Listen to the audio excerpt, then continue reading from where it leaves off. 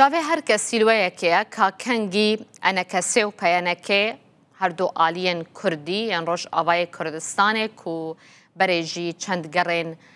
دیالۆکا کوردی ناوبەراواندا هەبوویە چاولوەیەکێنە پشتی جوینێن لە هەولێرێ هاتن کرن لەگەڵ سەرۆک بەرزانی بجوودا کاڵ ڕۆژاوای کوردستانی کەنگی ئەڤ هەردوو ئالی دجڤن کەنگی شاندەکە هەبەش بێکتینن لە ئالیەکی دەن بەحسا کۆنگرەیەکێ تێکرن کۆنگرەیەکە کوردی کۆ هەموو ئالیێن سیاسیێن کوردی تێدا بەشدار بن لەسەر vەیەکێ میوانێکی من هەیە برێز تەڵال محەممەد کو سەرۆکێ پارتیە ئاشتیە دەموقراتیا کوردستانی ji qamşlo mêvanê me ye برێز تەڵال ئێوار باش سپاس و mêvanê ڕووداوێ کەنگی gelek سپاس دیار بوویە کا کەنگی هەردوو ئالیێن کوردی پەیانەکە و ئەنەکەسێ دجڤن يعني نها مسألة دما قوم بحثا بيانك وانا كسي بكرش وقف ديالوكا كي كفن سراسري 3 سالا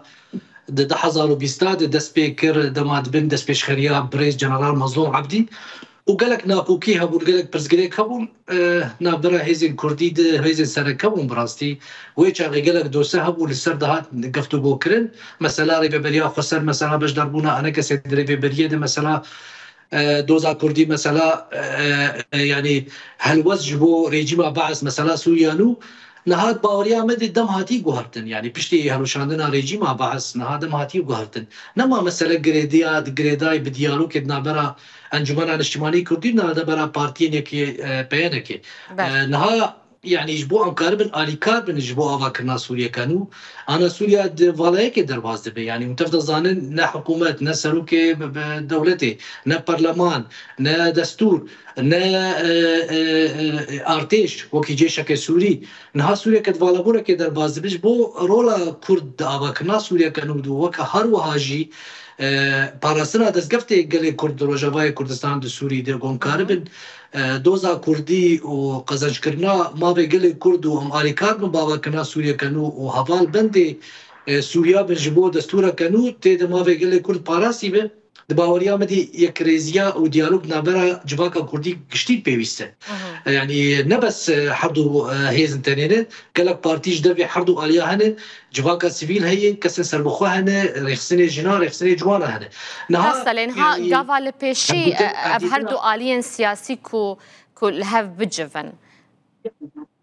كانجي يعني حري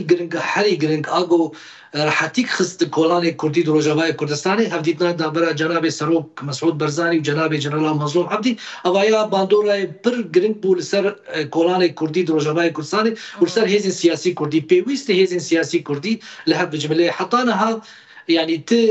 اغاهيتنا نجو حردو باش سركل هفدورو نجبر وكي يعني آگاهیج برادری مد انجمن الاجتماعی کردی وگراوان دوج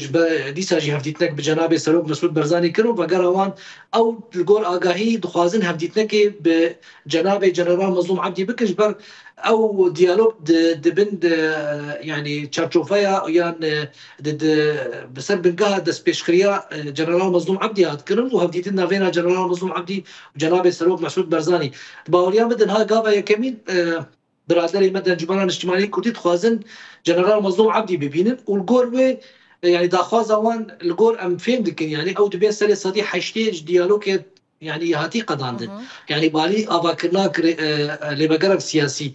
ادبيم بشتي هفتيتناوان بجنرال مظلوم عبدي وهفتيتنك بيان كيجي بجنرال هبه ودباوريا مدن بلكي دسبيك هفديتنا فينا حردو اليات بكرن لي بس دي شازي استكزكم قناغه نها تير دربازم انه قناغه بريغو يعني نها باشا نها انا كسي داخواس كرياكو جفينا كويادن لقل مظلوم عبدي هبه نها قافا بي افا ديار بويا كان جدي بجفن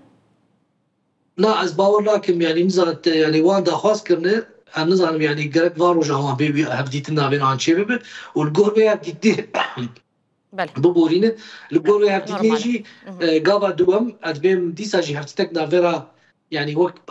بارتين بينك وجو بريز جنرال مظلوم عبدي بيدي تجبو قابا يا دوامين شيء بهفر بكن يا الحرد وبشي السركة بهفدورون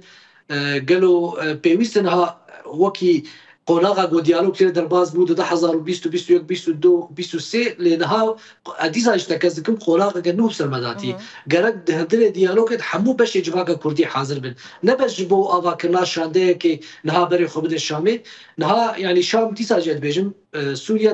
باڵەبوونێکی دەربازر لێ بەس مەرحەلا بۆ بێ پشتی ئاداری پشتی نیسانی مە پێویستە مەرحەلا انتقالی سەر سوورید بێنها حکوومەتە نانها یادم کی دبن چاودێریا هێزن عربی دەن بن چاودێریا هێزن ناونەتەوی دەن ڕاست داخوایانێ گۆژ سەرگردەین وان دەرکەون داخوانین ئەرێنینێ لێ بەس ئاریێ بکارانینە وان داخوایانە گەرەک ئەوژی ئەرێنی حتاە بکارانینە وان داخوایانە باوەریامەدی هین تشتێکی ئەرێنی نهاتی کردنج بەرلۆ ئەف حکوومەت بن چاودێریا هێزن عربی و هێزن ناونەتەوی دەبن حتا بۆ مەرحەلا بۆ بێ ji bo Kurd em hazir bin wekî civaka Kurdî wekî gelê Kurd Rojavayê Kurdistan Sûrî de pêwîst li serî de hêzên siyasî Kurdî li hev bikin ew li hevkirina herî baweriya me de ez jî hewl didim yani ez bawerim pêwîstiya avakirina lêvegerekê bêkirin lêvegerek nûnertiya hemû civaka Kurdî tê de hazir bin ew lêveger karib îca komîta çêkir karib hazir be ji bo Sûriya pêşroj em karibin alîkar bin bi xelkê Sûrî re bi hêzên niştimanî Sûrî re bi kesên guhane em karibin Sûriyeke nû ava bikin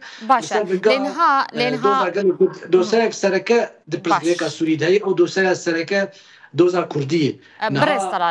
rasta niha li aliyekî yanî li gel van hemû pêşhatên ku heye li Qamişloyê amadekarî ji bo kongreyeke Kurdî têkirin hemû aliyên Kurdî tê de beşdar bûn tu bixwe jî endamê komîte amedekar e ya wê kongreyê çi dibe asteng li pêşiya darxistina kongreya we hete niha yani niha yani wekî komîtak amedekar me yani ava kiriye hemû beşên siyasî ê goj dervî peyenekê û ji dervî rêveberiya xwe ser û hemî beşên civakî ê goj dervî rêveberî û ji dervî peyenekê navdene me wek komîtakê yani erekdar kir got bi biraderê me enekesê pêwendiya bikin ji bo nûnerê enekesê ştêke vê komîta amedekar ya vî kongrî di baweriya me de li darxistina vî kongrî gelekî pêwîst e dema got hemû nûnerên civakta Kurdî Rojavayê Kurdistan tê de hazir bin û di nav de jî hemû hêzên siyasî ew kongreya xwedî biryar be ew kongreya encamê goj wî kongrî derkeve ew nûnertiya gelê Kurd û doza Kurdî di Sûrî bêkiro ew karibin yani de Sûriya pêşeroj de dora rola Kurdî bilîzin dîsa jî Kurd vegere hejmarekî zehmet divê hundirê vê guhertina û avakirina Sûriyeka nû de yani niha ji hemû hêz û aliyên siyasî enekesê li dervî maye belê tenê enekesê li dervî vê yekê maye û hemû aliyên din tê de beşdarin di vê komîteyê de rast e hemû kes nûnerê xweşandir ji bo vê komîtê em benda biraderê me encûmena niştimanî Kurdî de ew jî tê de bejdar be heta me ti gav navêtiye me ti ştek nîqaş nekiriye me ti belge nîqaş nekiriye em bendî biraderê xwe enekesê heta dîsa jî pêşniyar hatî kirin gogava hevalbendê me enekesê bên nav vê komîtê ew wesîqa siyasî a gondavera peyenekê û enekesê de ew wesîqa bê nîqaşkirin fire bibe zêdetir bibe li gor rewşa niha çi pêwîst bi gerek bê nîqaşkirin di hundirê vê komîtê de ew komîte karib li darxistina kongrekî netewî ser rasta Rojavayê Kurdistanê edbêm a herî yani pêwîst û a herî rast ew li darxistina kongrekî ew kongreya encamê wî kongrî bibe nûnertiya gelê Kurd Rojavayê Kurdistanê Sûrî de ama diyalog navêra di hêzên siyasî de edbêm wê negelekî rast be di qonaxa niha de lê bes ew jî baş e gavek baş e got tefahumek ya hevkirina navêra di hêzên siyasî xurt sereke di Rojavayê Kurdistanê bêkirin lê bes em ji bîr nekin hêzên siyasî ji dervî herdû hêzan jî hene partiyên siyasî hene civaka sivîl hene kesên serbixwe hene ji ber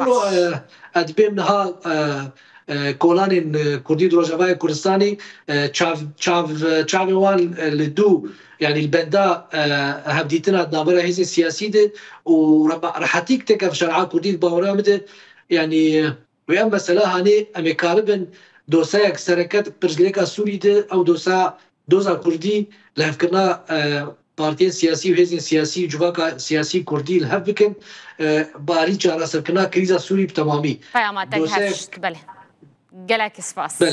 گەلێکی سپاس بۆ تەبڕێز تەلال محەممەد سەرۆکی پارتیا ئاشتیا دموکراتیا کوردستانی ژقامشلۆ تو میێوانێ مەبووی خێر هاتی.